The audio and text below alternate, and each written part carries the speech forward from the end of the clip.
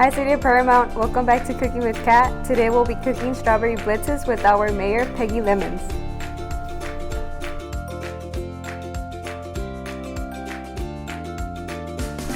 So today we're going to be making strawberry blitzes. The recipe actually came from a restaurant that was here in Paramount for a while, up by Alondra Hot Wings. It was called Sims. It originated, as far as I know, in the city of Downey, then it moved to Long Beach, and then it ended up here in Paramount. I don't know where it is now, but I do know the recipe. Hope you enjoy. Okay, so what we're going to start with is we're going to take a bowl, and we have a bag of frozen strawberries. And what you can do is any size that you want, depending upon how many people you intend to feed. So we're going to empty the frozen strawberries into the bag. It's great because then you can have strawberries year round. You don't have to wait till they're in season. We're going to put it in the microwave for 2 to 3 minutes and get them nice and soft so that we can macerate them. The next thing that we're going to do is we're going to prep our mixture for our crepes.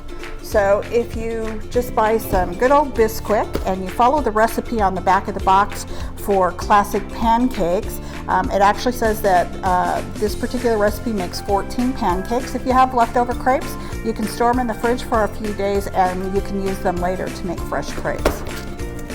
You just whisk it until your batter is nice and smooth. And now basically you have pancake batter. So what we're going to do is we're going to turn this into crepe batter. And we do that by adding water. You want to just continue to add water until you get the crepes about the consistency of, I call it thick milk. Okay, so we're going to set our flame to a medium flame. We don't want it too hot so that we don't bubble up our crepes to start with.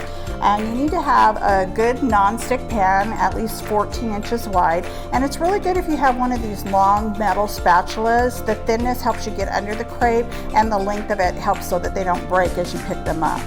So the first thing that we do is we spray the bottom of the pan with a non-stick spray. We get that on the flame to start getting it hot.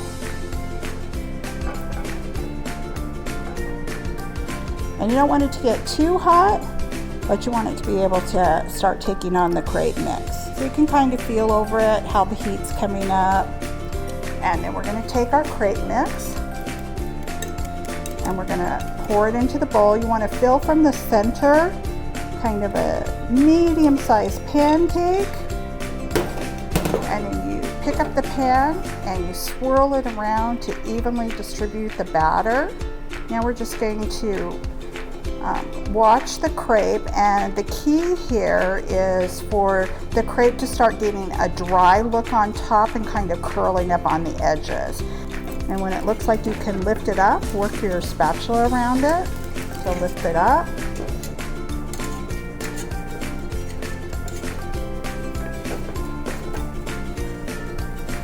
Get good and underneath it and flip it. And then it's going to need about a minute on the other side, and I just kind of move it around the pan so it gets nice and evenly cooked. Their sides, see how it's looking, looks good, lightly browned, and we have our first crepe. So I'm going to remove the pan from the heat in between, because if it's too hot, what you're going to get is it's going to bubble all up, and it's going to get crispy instead of nice and soft, like a nice soft pancake. So we're just going to cool off our pan a little bit in between. We're going to spray it again with some non-stick spray. We'll leave it off the fire while we start the next one. And get the sugar and the cinnamon blended together, like I said.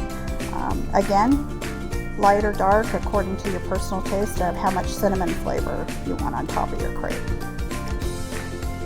So this will be enough to fill probably about 2 crepes. I'm going to use about half the carton. And then we're going to take some confectioner's sugar. And again, you could just stuff the blintzes, the crepes with just cottage cheese. Blintzes, crepes is pretty interchangeable for me. Or you can sweeten it, and again, sweeten it to taste. So I think for about this much, I'm going to need about, let's look like maybe 1/3 to 1/2 cup. And so you take the filling and you put it into the crepe shell. Let me move this on the other side so that you can kind of see what's going on. And you just kind of spread that out to where it goes end to end. And you fold one end over, and you fold the other end over, and then you flip it because you want a nice, pretty flat side for dressing it up to eat.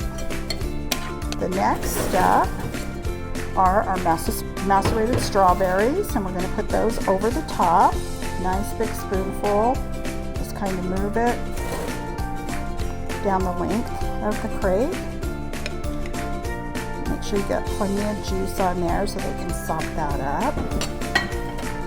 Then you want to take the cinnamon sugar that we mixed up, and you want to sprinkle that over the top, a little bit around the edges of the plate, again to make it nice and pretty.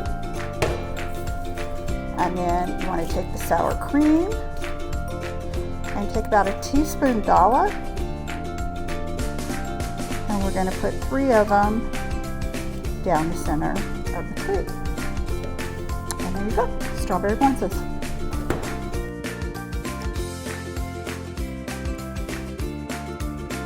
I hope you enjoyed today's recipe of strawberry blintzes. Stay safe, stay healthy, because we are paramount.